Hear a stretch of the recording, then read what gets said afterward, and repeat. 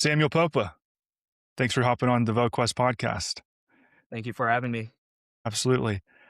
To set some context, Samuel and I met, I, I guess, and I didn't realize this when we met, but you had just gotten started because it was in either 2020 or 2021.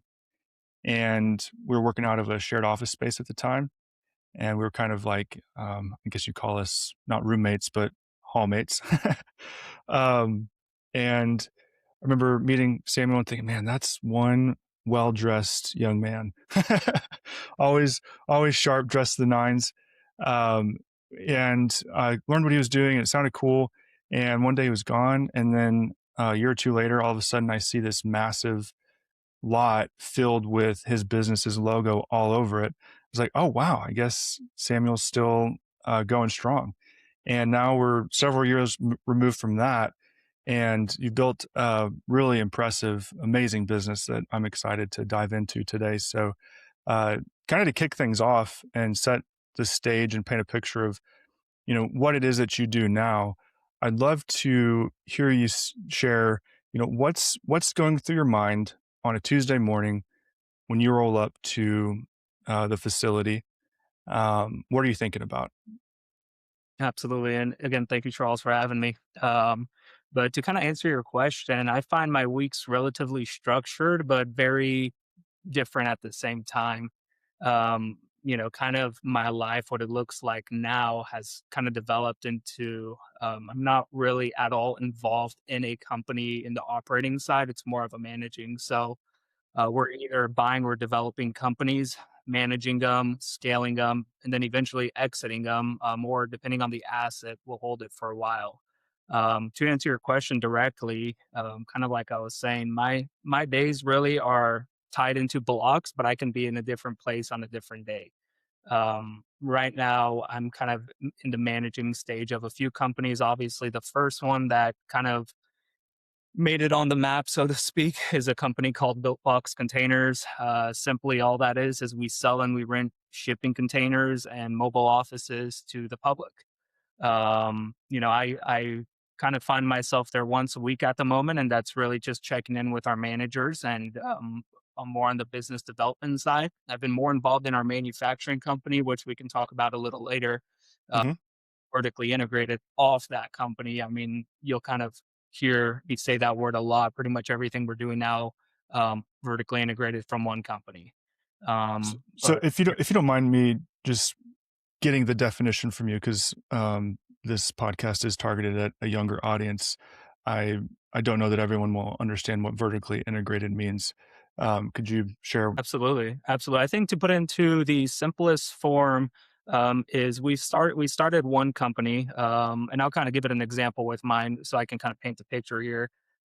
Built box containers, right? And we sold and rented shipping containers, and then we outsourced people who would build them for us.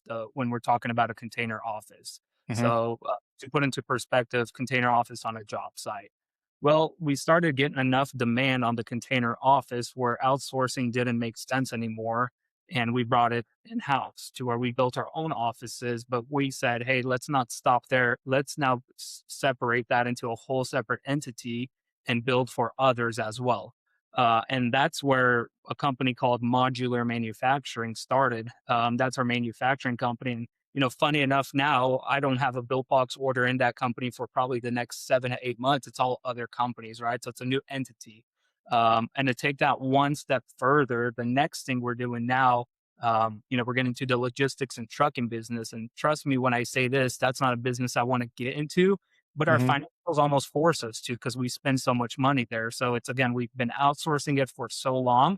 Now we're going to bring that in house. But again, we're not going to stop there. We're going to create a separate entity that's really just a logistics provider.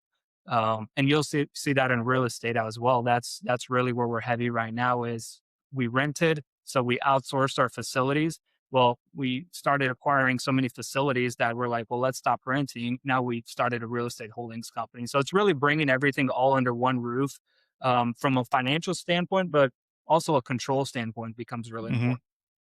And that's vertically integrated, and that's what you see a lot of like VC firms or PE firms do with either strategic roll-ups or platform building, where they're buying up multiple businesses, kind of either cross selling or rolling up, getting complementary services so that you can, yeah, hopefully like control either the whole supply chain or the manufacturing or shared customer bases. And so that's essentially what you're doing, right?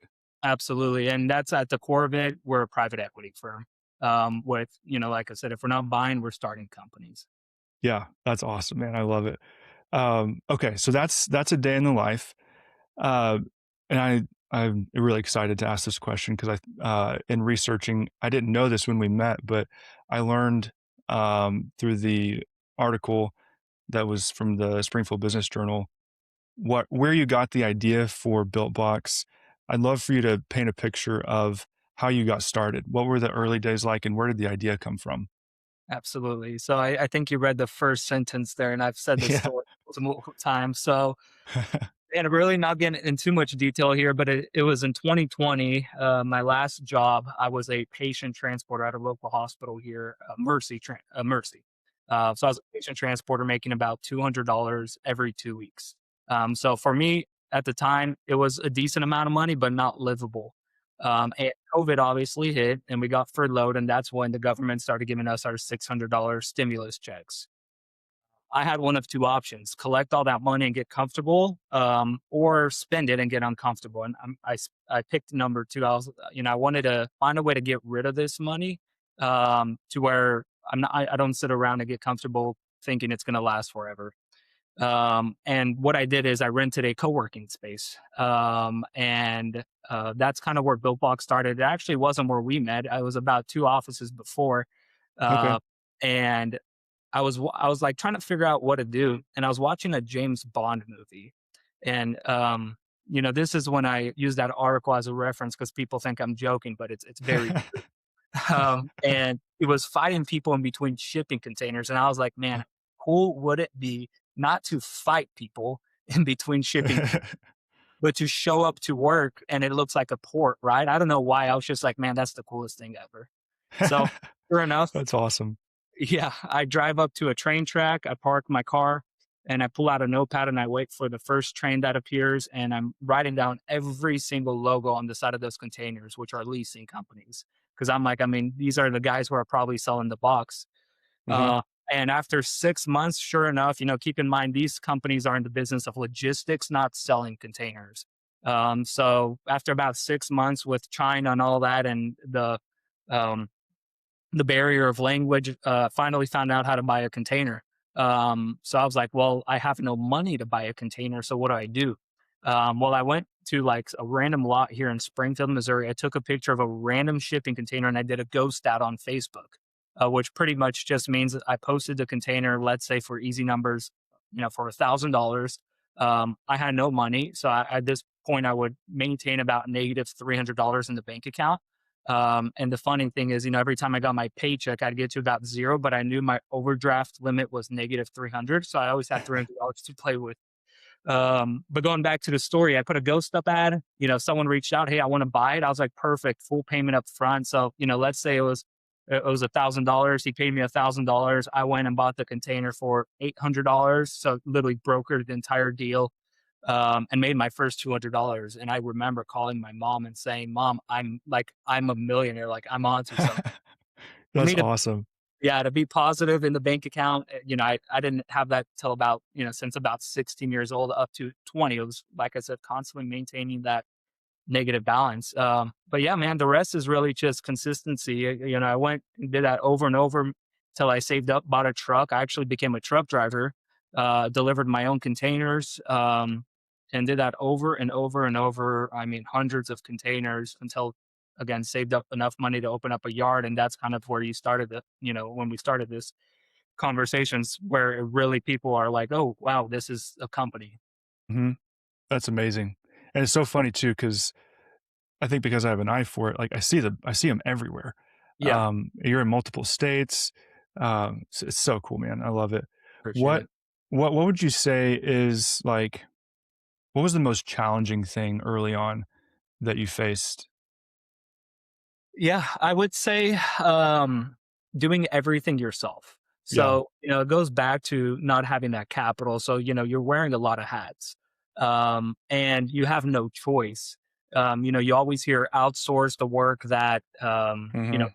that's that takes up, your time isn't worth it there anymore. Well, at the beginning, yeah, that's true, but you have no money to outsource.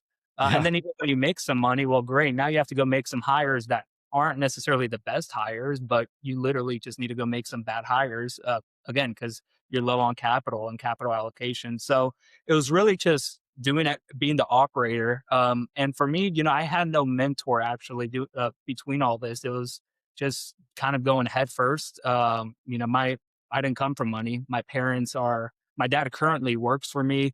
My dad was a truck driver his whole life. Immigrants, just you hear that story all the time, but it's true. They came with a bag of clothes kind of deal. And, we were raised very average. Yeah, I would really say for anyone starting a company, get ready to do it all yourself, and enjoy the process.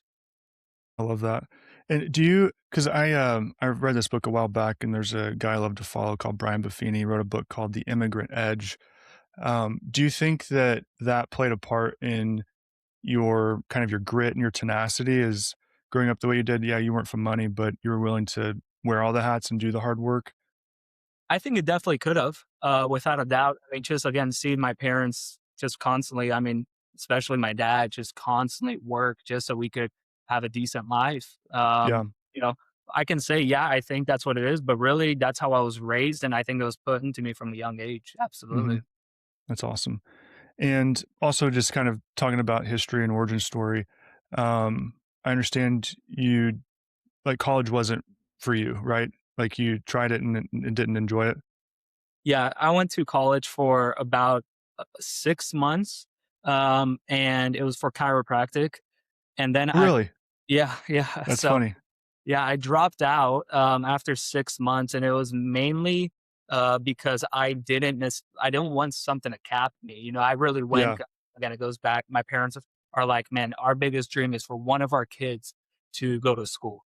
And I was like, "Sure, mom, I'll do it." But then after a while, I was like, at the end of the day, this is not what I want my life to be. I'm not against college at all, yeah, uh, uh, or I'm not for it at all. I think it all depends on your goals, but for me, yep, it aligned with my goals.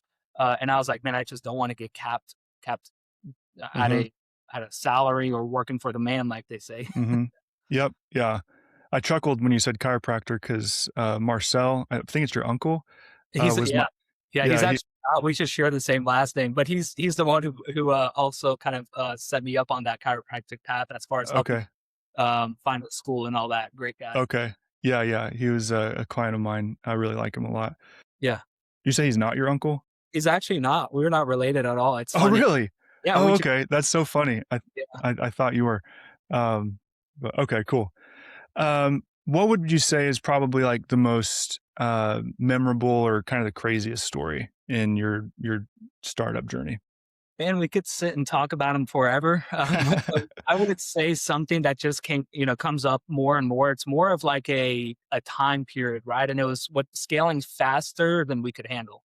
I think that's the biggest thing that breaks companies, right? Mhm, Is you're scaling so quick, you're making all this money, the demand is there, the money is there, but you're not necessarily prepared on an operational standpoint. mhm, And we see this time and time again. We even we saw in the last few months is, especially with the manufacturing. I mean, we to put into perspective, that manufacturing company is 14 months old, and we've moved 4 times from canopies to a 15,000 square foot facility, 24,000, and now in 60,000 square feet, all in 14 months. You know, wow, from zero to about 45 employees, again, all in 14 months. So again, the demand is there, but if your operations aren't there, it can be devastating. But to really pick like a story, I would say, and keeping it short, there was going back to the built box.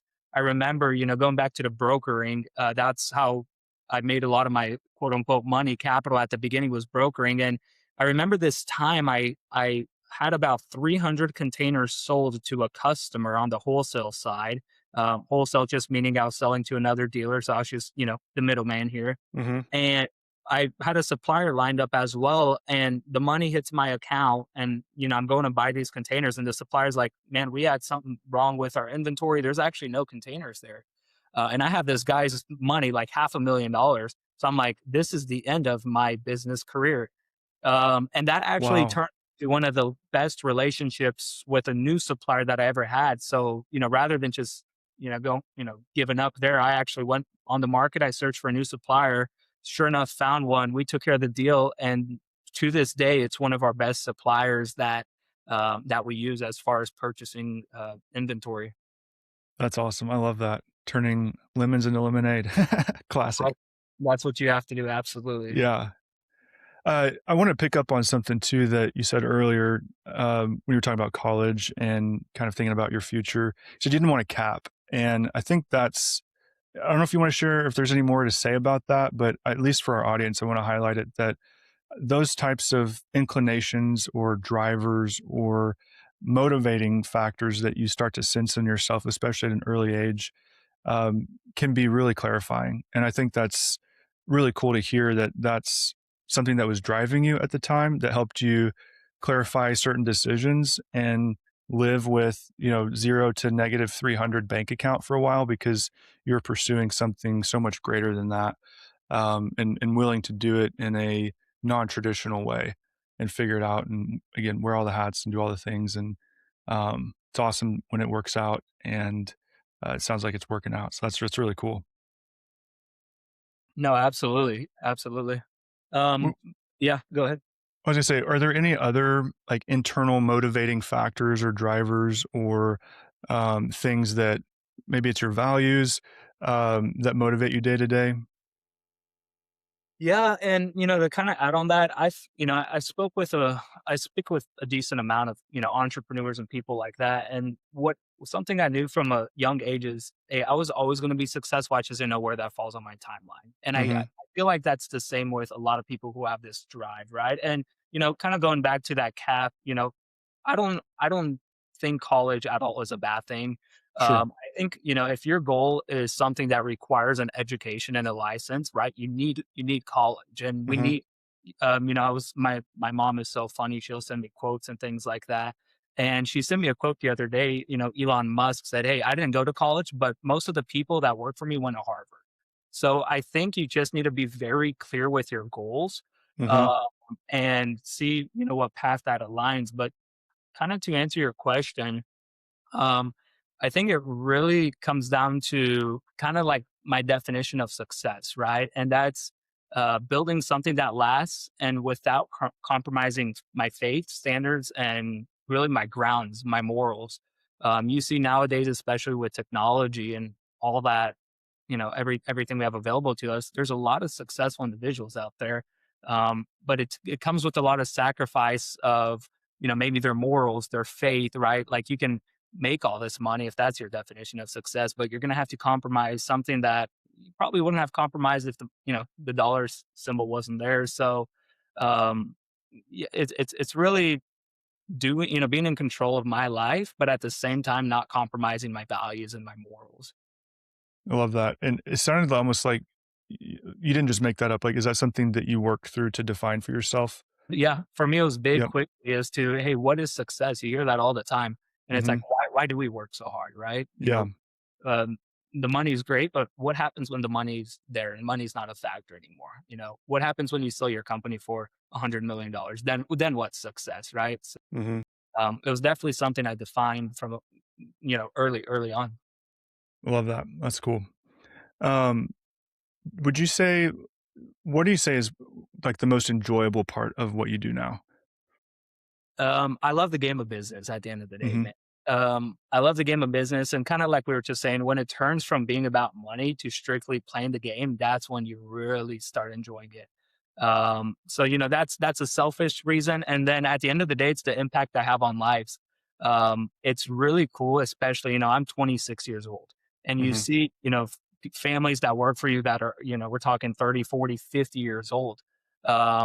It's really cool. It's really cool. I go to a church, and I have a decent amount of people that go to my church work for me as well, and just kind of sitting there sometime on the bench, and you're like watching, you're like, man, it keeps you on your toes, but it's like build something that feeds their kids and all that. And it sounds selfish, right? But it's like, no, it's that impact that we're having on people and building an amazing culture. I mean, not trying to get into more detail, but like our managers and things like that, our culture, and they know that too, is number one. We don't just want to build like a career for people. Like we want to make sure they're excited to show up to work. They're, smiling, happy.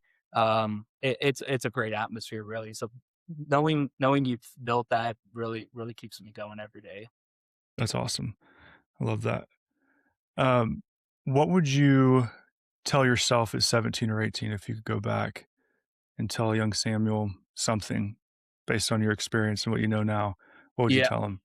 spend more time on what actually matters, for Mm, sure. Um, I was never big on parties, and things like that, but I definitely spent time on trying to impress people, whether it was from anything really. It's, spend your time on what really matters. And for me, that's pretty simple. That's my faith, that's my family, and then that's my business. Um, I'm not saying don't enjoy your childhood and your growing up and your experiences, because those are great as well. But don't invest all your time in it.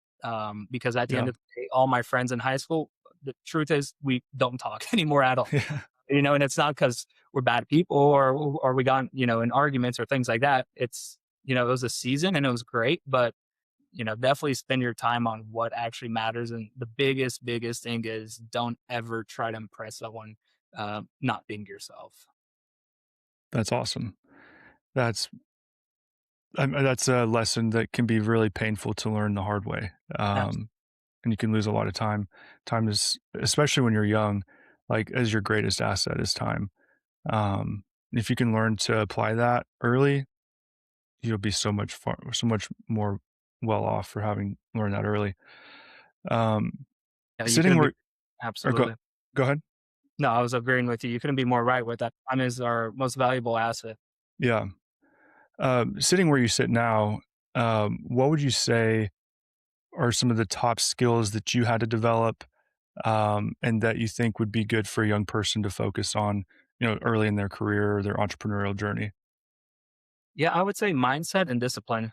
Being a entrepreneur, you need to be okay with putting in, I guess backtracking your normal employee. And again, there's nothing wrong with being a normal employee, Yeah, but you work 2 weeks and you get paid. So you get paid every 2 weeks for the work you do. Being an entrepreneur, especially early off, you need to be okay with working 6, 7, 8 months for free, and then hoping you're going to make a dollar in the end. So again, it's your mindset needs to be extremely disciplined, and I think you just really need to enjoy the game, because if you're enjoying the game, the money's going to come. If you're going for the money, it's really hard to get. So I'm big on my health as well, and that's one of the things is, as long as you're consistent in the gym, right, you're gonna develop a physique you're going for. That's the same thing with business. As long as you're failing, right? You say failing, but then learning from those failures and not doing them again. Eventually, what happens? Well, you run out of mistakes if you keep learning from them and start doing something right. Um, but it all comes down to discipline. love that. Mindset, discipline. I like the idea of comparing the failure in the gym to failure in business or even your career, because a lot of times that's what you want to do. You want to go to failure, right? Because then you know Absolutely. your limit, and it also strengthens you. Yeah, and That's at the end good. of yeah, and at the end of the day, kind of adding on to that, you're in control of everything, right? And there's no one to blame. So I think the quicker you realize that is, hey, there's no one really to fall back on. Hmm. Um, the quicker you realize that, you get a sense of what this world is and the reality, and it really becomes real. I would say Yeah. There's a book I love called Extreme Ownership. It talks about taking absolutely, ownership over your life and over your decisions, and even those who might be under your management, and really owning outcomes and failures. That's good. Any thoughts on mentorship? Because I remember you saying you didn't have a mentor, you didn't have a guide early on. Is that something that you've implemented now? What are your thoughts on mentorship? I think it's a great thing. Early on, I didn't really have a mentor, and to this day as well, I guess mentor can be on a few different aspects, right? In different stages, right? It could be just someone you've never met and it's a book you read of his or hers, or it could be someone who directly works with you. Uh, to this day, I haven't had a direct mentor, but I try to keep my circle of people I speak with relatively small, and I look at them like mentors. But I would say the biggest thing is, don't look at someone to motivate you, because everyone will be your mentor then, right? It's, Mm, if you're looking at someone to motivate you, you're going to have a lot of mentors. I'd say, depending on the person, right? Look for someone who has what you want, right? Things at a higher level. So, I could talk about that for a while. But then is also extremely honest with you and straight, not necessarily just trying to make you feel good. It's, the example mhm. with, you're standing in a group with your friends and someone has something in between their teeth. 90% of them aren't going to say anything. And that one person who says, "Hey, you have something in your tooth," is probably your best friend, right? Yeah, So I need someone to tell me when I'm doing something wrong, not I'm doing something wrong, but hey, you're fine. So uh, yeah. I don't have a mentor now either. I don't really have a reason, but I Mhm. do, I read a lot of books. I look up to a lot of people. So I guess if, on that standpoint, you could say I do virtually, right? Sure, yeah. You said you could say a lot about surrounding yourself with people who think at a higher level. I would love for you to share that because um, you mentioned it earlier about s- having your priorities straight and faith, family, business. Um, I think that especially for a young person, I know that tripped me up a lot when I was young. Was not being more selective with those I surrounded myself with, and what do you mean when you say I know what you mean, but I would like for you to break it down. To surround yourself with people who think at a higher level. Absolutely. So, I guess to make it in simple terms, I love using analogies and examples. So school, for example, right? We go through different grades. You have a different teacher for first grade, second grade, and on. Uh, Mhm. Many times you'll see people hanging around the same people they've hung out with for 5, 10 years. And I'm not saying get rid of these people, but can you imagine being in first grade for 5 to 10 years? So it's like we have seasons and things like that. And when I'm speaking from a business standpoint now, is if you're still surrounding yourself with the same people you were 5 years ago, 10 years ago, and their goals are different from yours, you're there's probably something wrong there. So constantly, it goes, that example. If you're the smartest person at the table, you're at the wrong table. Mhm. So constantly be challenging yourself. One in what you do, but also in the people you hang out with, the people you surround yourself with, and keep your circle small. Again, we could talk about this for a long time, but it goes back to kind of um, no one's coming out to save you, right? So I'd say keep your circle small and structured with people who have the same vision and goals, because it's very, very easy to get distracted, especially when you don't come from money. Sometimes people will trick you into believing it's not possible. Yeah. And I've seen that a lot.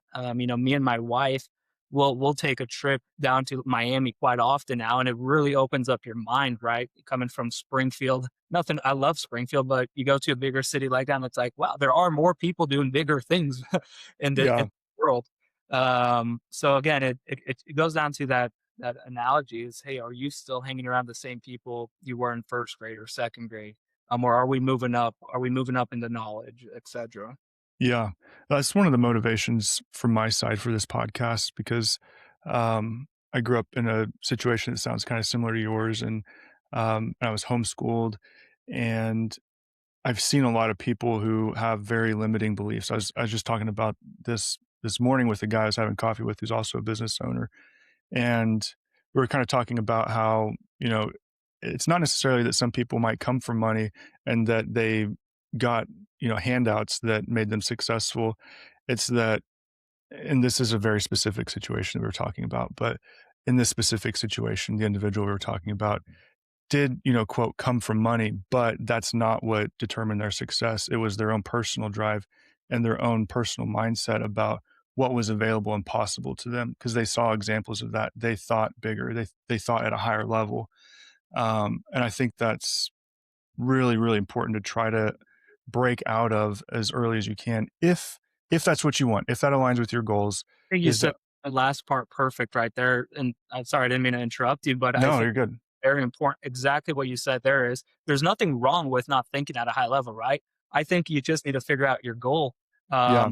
Especially for those listening, is like entrepreneurship isn't the correct path for everyone. If you're okay with, just, a different path, that's 100% fine. It really just comes down to figuring out what you want and Hmm. on that path, whether it is entrepreneurship level or, growing a business, or maybe you just want to take it easy and have a normal job, right? So yeah, I really like what you said there. And yeah, and if nothing else, like just know that you don't have to come from money. You don't have to come from privilege. Like it's possible to achieve certain things, and these things are out there and available to you. Just especially kind of in the Springfield, Missouri area, or if you grew up in a kind of a bubble like I did, like you might not realize that that is actually possible for you. So um, yeah, that's cool. Well, Samuel, I think I'm out of questions, man. Did you have anything else you wanted to add for our audience? No, man, this was great. I would say, if I can add one more thing is, people always have this great view on the term CEO, right? And man, I want to be a CEO, but I would say just just kind of prepare for this. And I try to look at what the interactions that come, to me daily. And I've learned that being a CEO, you don't deal with problems, right? You deal with problems that are so big that the people you put in charge to solve those problems can't deal with. So all day you're just dealing with unsolvable problems. So I don't want to make that discouraging or anything. I just want Yeah. to be realistic. The pros definitely outweigh the cons, but definitely, for everyone listening, is really try to enjoy the game, because if you're building a business, right, you sell it, what comes next? Are you done? Are you going Hmm. to sell each? For me, that's not an option.